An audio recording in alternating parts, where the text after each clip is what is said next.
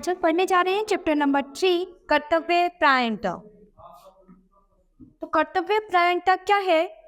इस पाठ के जो लेखक हैं श्री कन्हैया लाल मिश्र प्रभाकर जी हैं। लेखक का कहना है कि कर्तव्य परायणता मानव जीवन का आवश्यक अंग है, इसीलिए प्रत्येक आदमी को अपने कर्तव्य का पालन करना चाहिए, तभी हम एक अच्छे नागरिक बन सकते हैं और अपने देश को महान बना सकते हैं। यानी हमें अपने कर्तव्य को हमेशा पूरा करना चाहिए, जो कर्तव्य हमारे लिए बने हैं। जफर मियाँ एक दिलचस्प आदमी है, मेरा बहुत लिहाज करते हैं।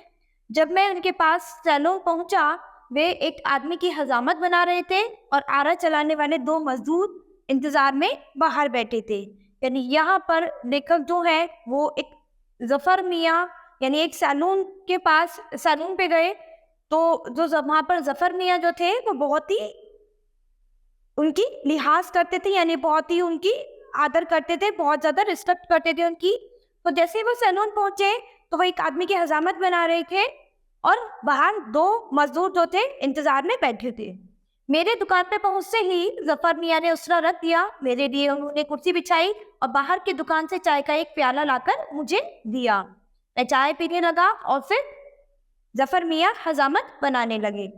तो जैसे ही वो दुकान पे पहुंचे तो जफर मियाँ ने क्या किया, अपना उसरा उठाकर रख दिया और उनके लिए तुरंत कुर्सी बिछाई और बाहर की दुकान से चाय का एक प्याला लाकर मुझे दे दिया और मैं चाय पीने लगा और फिर हजामत बनाने लगा। तो यानी यहाँ पर जो जफर मियाँ थे वो लेखक की बहुत ज्यादा रिस्पेक्ट करते हैं, तो यही बताया है। हजामत निपटी तो मुझे लगा कि मेरा नंबर है, पर जफर मियाँ ने उन मजदूरों में से एक को बुला लिया और उसके बाल काटने लगे। तभी आ गया उनका असिस्टेंट और वह दूसरे मजदूर की हजामत बनाने लग गया। यानी उन्होंने सोचा कि अब उसकी हजामत निपट गई तो अब उनका नंबर है, लेकिन उन्होंने क्या किया, जो बाहर मजदूर बैठे थे क्योंकि वो पहले से ही इंतजार कर रहे थे और जो लेखक हैं वो अभी आए थे, तो इसीलिए उन्होंने जो बाहर मजदूर बैठे थे उनमें से एक को खुद बुला लिया और एक को अपने असिस्टेंट से उसकी हजामत बनाने लगे। अब मैं बैठा हूँ कुर्सी पर और मियाँ जफर उस मजदूर के बाल काट रहे हैं। मैं मजदूर को देखता हूँ और सोचता हूँ शायद 5-7 दिन से नहीं नहाया, बालों में उसकी रेत भरी है और बुरादा भी, उसकी गर्दन काली चिकट हो रही है और तो और मुंह पर भी धूल है, पर जफर साहब बड़ी लगन से उसके बाल काट रहे हैं जैसे ये मजदूर नूरजहां का सगा भाई हो। तो जैसे ही वो अपनी कुर्सी बैठे थे कुर्सी पर, तो उन्होंने क्या देखा कि जफर मियाँ उस मजदूर के बाल काट रहे हैं और जो मजदूर था वो बहुत ही ज्यादा गंदा था, उसके ऊपर बहुत ज्यादा धूल जमी हुई थी, बहुत दिनों से नहाया नहीं था, उसकी गर्दन काली चिकट हो गई थी और मुंह पर भी बहुत ज्यादा धूल थी। लेकिन जो जफर साहब थे वो उसके बाल काटने में उन्हें जरा सी भी कोई प्रॉब्लम नहीं हो रही थी। वे तो इस तरह से बाल काट रहे थे उस मजदूर के जैसे वो नूरजहां का सगा भाई हो, यानी कि वो उस मजदूर से कोई पक्षपात नहीं कर रहे थे, वो जैसा भी है वो अपने काम से मतलब रख रहे थे। कभी कंघे से नापते, कभी कैंची से और फिर फुरक फुरक 2-4 कैंची मारते हैं। मैं देख रहा हूँ कि जफर बालों में इतनी लीन है कि उन्हें ये याद नहीं कि मैं यहाँ बैठा हूँ और उन्हें मेरे भी बाल काटने हैं।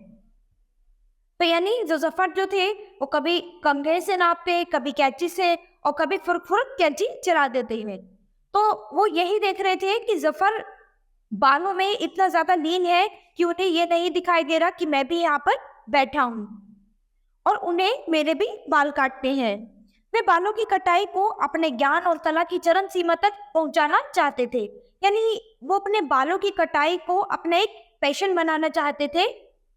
उनका ध्यान इस पर नहीं है कि यह मजदूर इस कारीगरी को नहीं समझ सकता, वे यह भी नहीं सोचते कि इस मजदूर की स्थिति ऐसी नहीं है कि वह इन बालों को ठीक रख सके।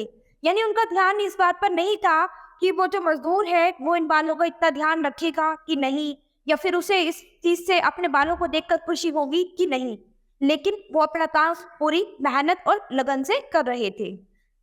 मैं सोच रहा हूँ संभवतः यह मजदूर हजामत के बाद आज नहाएगा और बालों में तेल डाल कंघा करेगा पर कल फिर यही धूल और बुरादा भर जाएगा और ये ऐसे ही उलझ जाएंगे जैसे आज उलझे हुए हैं। तो यहाँ पर जो लेखक है वो ये सोच रहे हैं कि ये जो मजदूर है शायद आज हजामत बढ़ाने के बाद नहाएगा, बालों में तेल कंघा करेगा और कल फिर इसकी हालत वैसी ही हो जाएगी धूल मिट्टी में, और उसके बाल ऐसे ही उलझ जाएंगे, ऐसे ही बेकार हो जाएंगे।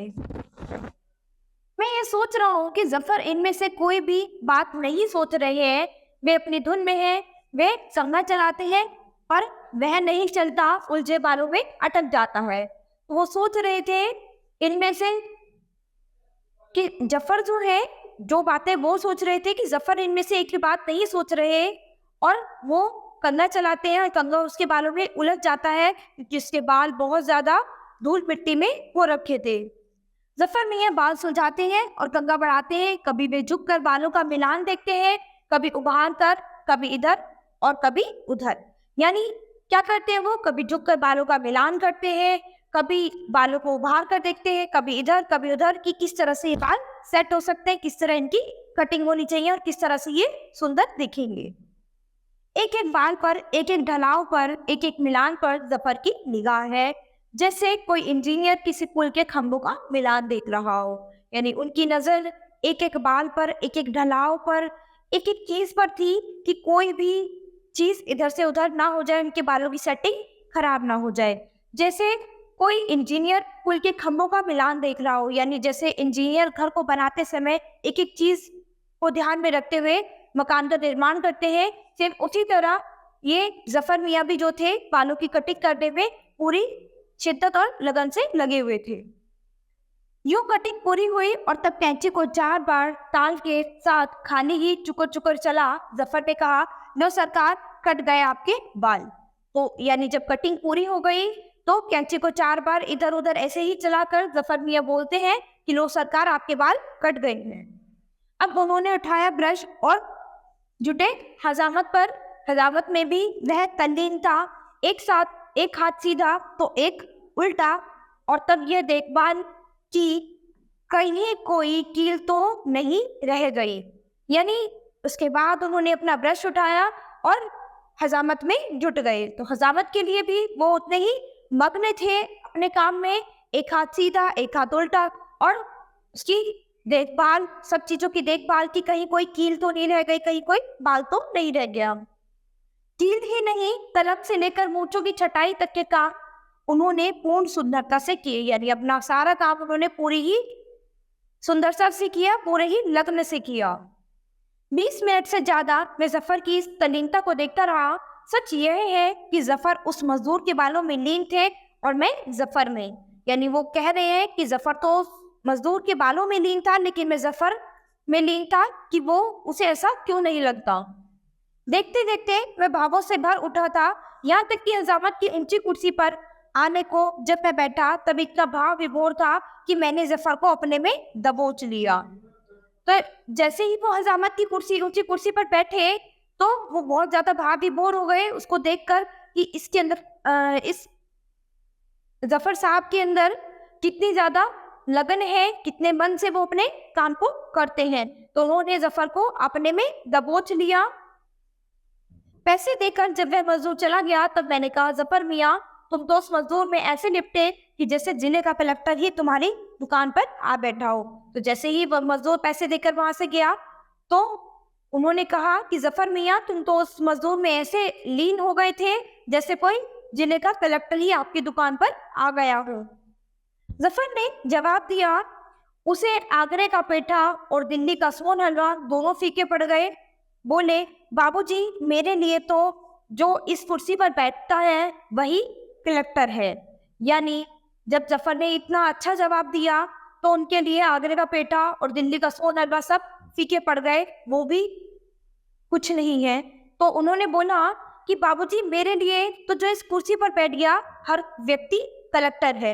यानी वो अपना कर्तव्य जानते हैं कि उन्हें अपने काम को किस तरह से कैसे करना है, तो उसमें कोई पक्षपात या भेदभाव नहीं करते।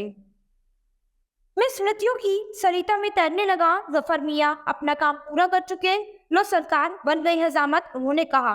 तो मैं चौंक सा पड़ा, पर यह क्या, मैं इधर उठा हूँ उसी कुर्सी पे से और उधर मेरे सामने उतरी जा रही है जीवन वेद की ये रचा।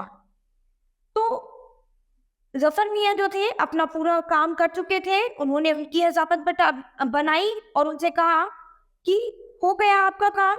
लेकिन वो जैसे ही इधर कुर्सी पे से उठे तो उतने में क्या देख रहे थे कि जीवन वेद की यह रचा प्रत्येक नागरिक में अपने काम के लिए यह चाव, श्रम के प्रति यह श्रद्धा और पेशे के प्रति ईमानदारी के इस भाव का जागरण ही राष्ट्र की जीवन शक्ति का सर्वोत्तम मापदंड है।